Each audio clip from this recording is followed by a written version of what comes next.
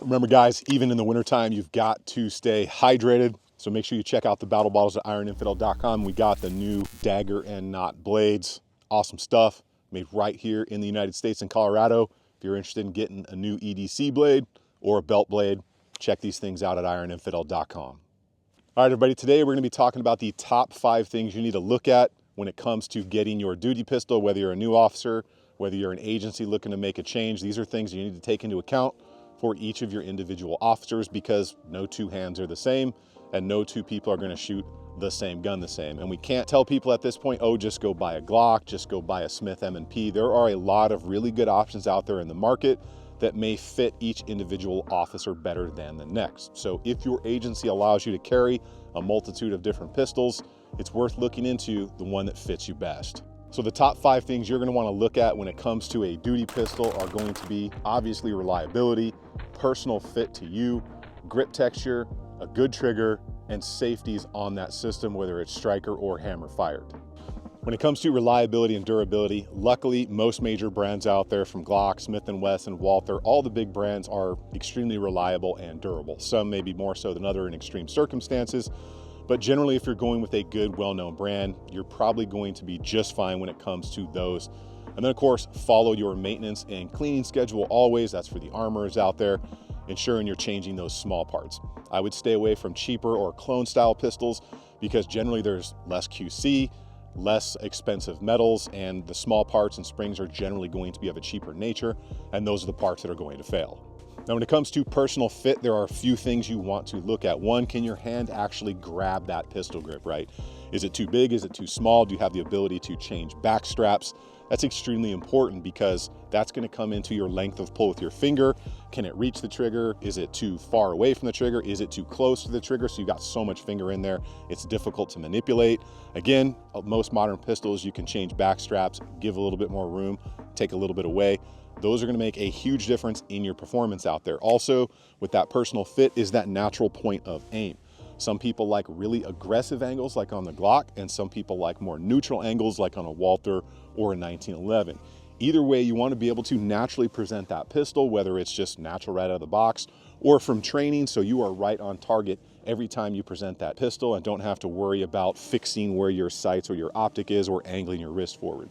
That's going to come down to, 1, how well that pistol fits you, and 2, your training. Now let's talk about grip texture, because honestly, most manufacturers do an absolutely terrible job at this, but this is where the Smith M&Ps really shine. They have what I consider probably the best grip texture in the game.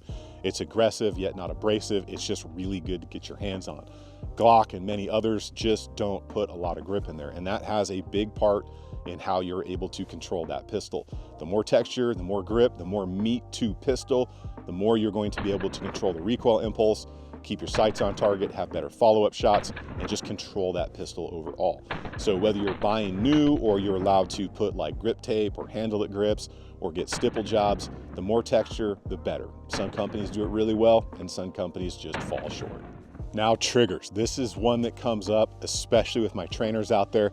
I have a Shadow Systems right here, and it's got a fairly good trigger, but it's still based on the Glock design. So it's just not great, whereas something like this Walther PDP Pro has an absolutely amazing trigger right out of the box. Now, for a duty pistol, you do not want a 2.5 pound or super light trigger unless it's a manual safety like a 1911 or something. When it comes to striker rigs with no external safeties on them, You probably want something around 3.5 to 4.5, maybe 5 pounds, but it should be a quality trigger.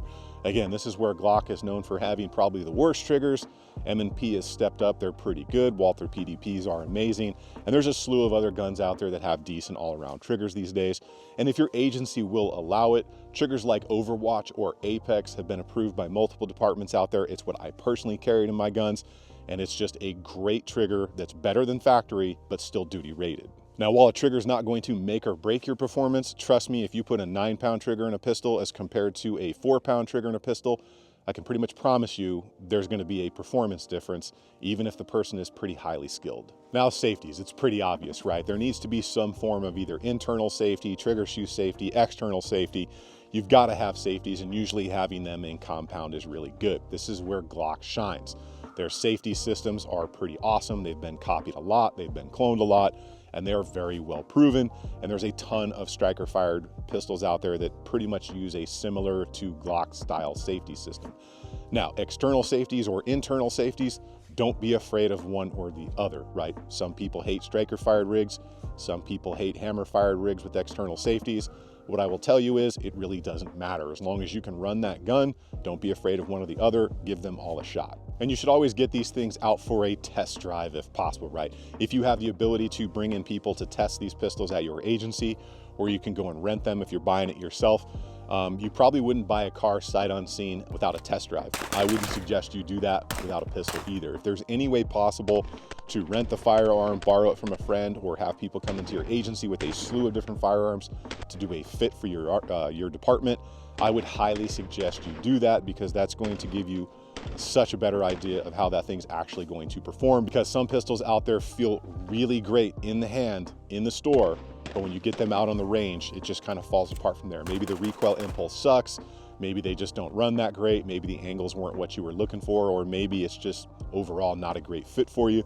So taking that thing for a test drive is always priority number one once you think you've made the decision. Now make sure you get over to ironinfidel.com, check out the battle bottles. We got the big ones, we got the small ones. It's wintertime, you still have to stay hydrated. Make sure you check out those new blades for EDC we got from Dagger and Knot at ironinfidel.com.